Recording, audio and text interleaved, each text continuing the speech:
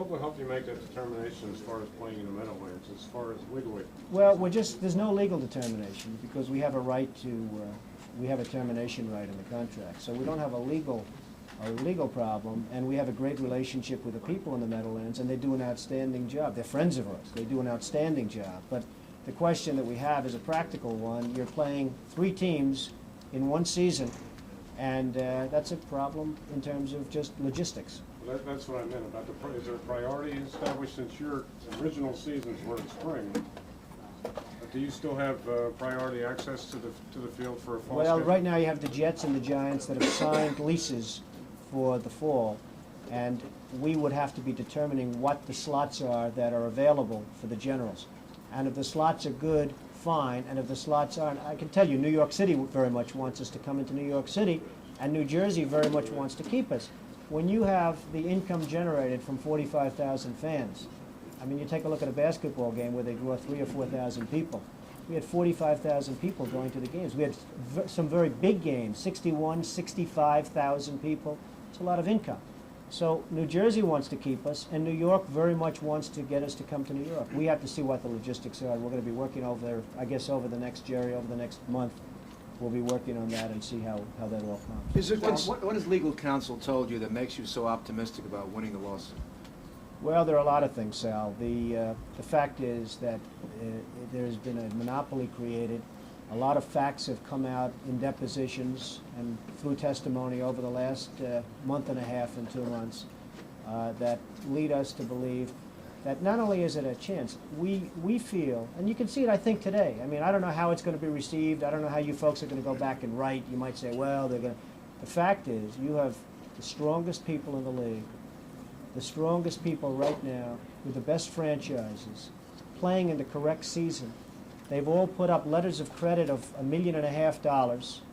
million, guaranteeing they're playing. Guaranteeing. You're talking about $1.5 million in the form of guarantee from banks, from whatever.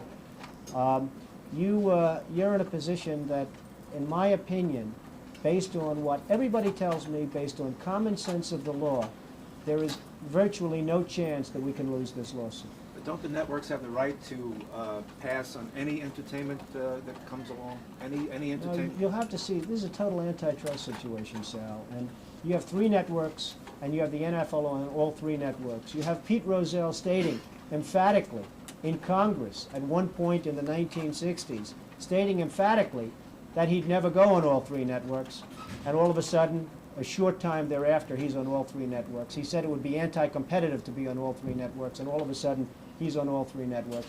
You're going to see some very interesting things coming out, but over the next 3 or 4 months, and it's going to be a great thing for New York, where it could open up professional football. It's going to be a great thing for everybody. But, you know, don't downplay what's happened to New York. What happened to New York doesn't just affect the psyche. It also affects thousands of jobs where people are working out at Chase Stadium that no longer have jobs for the Jets, where they were working out at Yankee Stadium for the Giants where they no longer have jobs. You have a really serious problem. And it's something that we can all say, well, what difference does it make if they play in New Jersey and New York? It makes a lot of difference to the thousands of people that work. It makes a lot of difference to the hotels. It makes a lot of difference to the taxi cabs. It makes a lot of difference to everything. So I wouldn't downplay that, and I wouldn't downplay it at all. Donald, is there any question at this point about where Herschel Walker will play this fall? That's another thing. I mean, it's so ridiculous to think that Herschel is leaving. I spoke to him yesterday.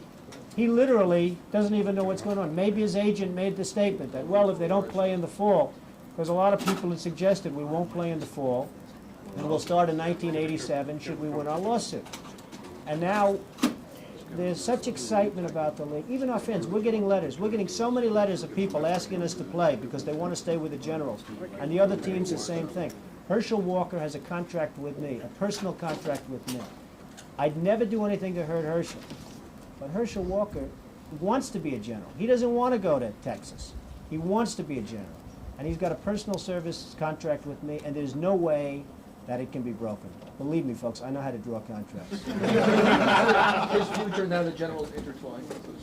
I think Herschel Walker is a very important part of the Generals, yes, very important part. I would say that if Herschel Walker would not be on the Generals, a lot of your fans, Charlie, would not perhaps be as interested in the Generals as they are. He's the best running back in all of football. And the only one that wouldn't say that is the NFL, but quietly they say it, believe me. They say it and they know it. You look at Eric Dickerson. Eric Dickerson was always second to Herschel in college, and he's second to him in the pros. And as Herschel said, maybe he's our best promoter, but just put me on a field with him. I'll challenge him to any contest that you want. So it's really true. So we're going to be around for a long time, fellas, and we're going to win our antitrust case. And good luck to everybody. Thank you very much. I hope the hotel's taking good care. Thank you very much. Again, they're going to be meeting now this afternoon, and about